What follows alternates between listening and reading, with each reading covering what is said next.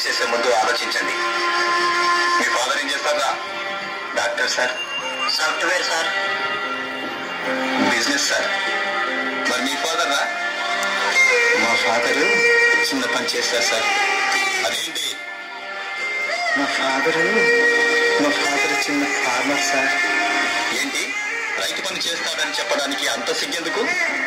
ఇప్పుడున్న పిల్లలు మీరు ఏమవుతారంటే అందరూ డాక్టర్, ఇంజనీర్, పోలీస్, టీచర్ అంటారే గాని ఒక్కడు కూడా నేను రైతునవుతానని అనరు. ఎందుకంటే రైతు అంటే అంత లోకువ. రైతు గొప్పతనం ఏంటో మీకు తెలియదు కాబట్టి అలా అనుకుంటున్నారు. అసలు రైతు అంటే ఎలా ఉండేవాడో తెలుసా? దేశానికి వెన్నెముక రైతు. రైతు లేనిదే రాజ్యం లేదు. రైతు అంటే అన్నదాత. దేశ ప్రగతికి మూలం రైతు. జై కిసాన్ అన్నారు. ఇవన్నీ రైతు గొప్పతనం చెప్పడానికే ఒక ఉదాహరణగా చెప్పేవాళ్ళు ఒకప్పుడు.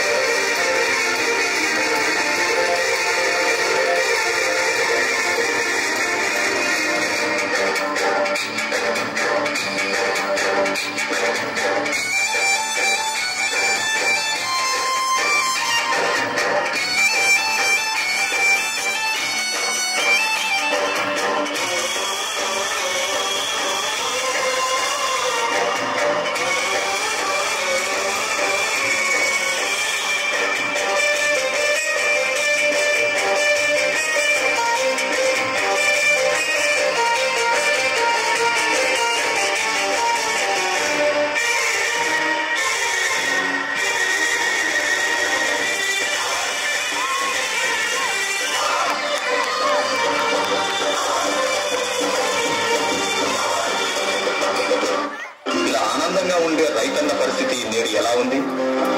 ప్రకృతి కోపానికి విలవిలలాడుతూ కరువు కాటకాల్లో చిక్కుకొని అధిక వడ్డీ రేట్లతో అల్లాడిపోతూ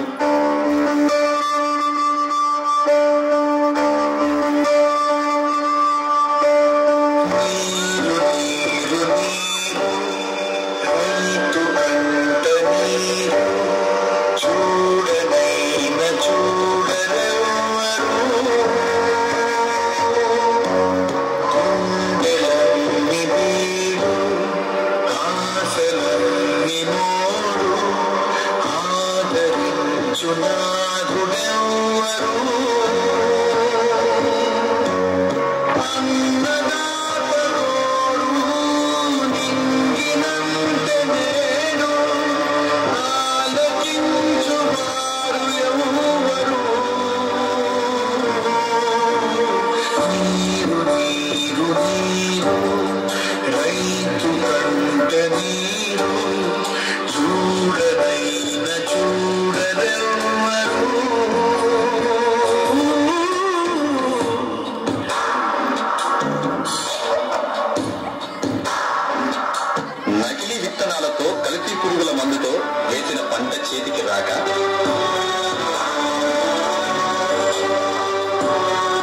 తీసుకుని 2 రోజులైంది.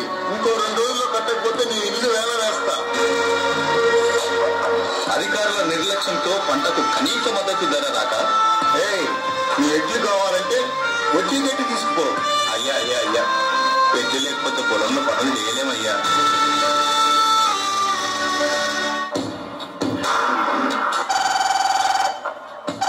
హలో నాన్న, ఎన్నిసార్లు చెప్పాలి నాన్న కాలేజ్ ఫీజు కట్టాలని? త్వరగా పంపే నాన్న.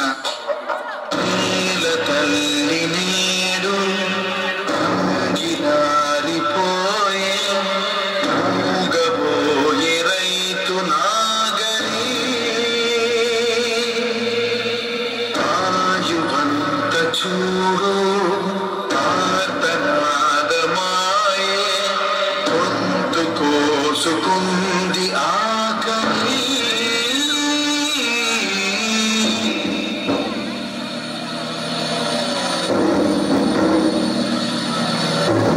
కలసావిది మీకు కన్నీటితో మార్చేవాడు.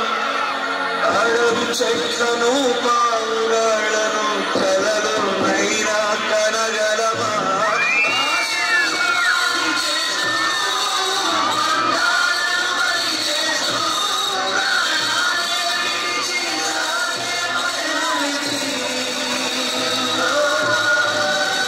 పంట వేస్తే నష్టాలే కాని లాభాలు పొందలేక నేటి సమాజం ఆకలి తీర్చే అన్నదాతకే నేడు ఆకలి మిగిలింది. అందుకే ఆత్మహత్యలే శరణ్యమవుతున్నాయి. రైతంటే ఆకలి తీర్చే మహారాజు. నేల నమ్మేవాడు నేల పైకి ఎదుగుతున్నాడు. అదే నేలను నమ్మినవాడు నేల క్రిందికి వెళ్ళిపోతున్నాడు. రైతు 10,000 మట్టిలోకి వెళితేనే మనకు 5,000 నోటిలోకి వెళ్తాయి. ఆలోచించండి. రైతులను కాపాడుకుంటేనే రేపటి తరాలకు మంచి భవిష్యత్తు ఇవ్వగలం. రైతులను కాపాడుకుందాం. జై కిసాన్, జై హింద్.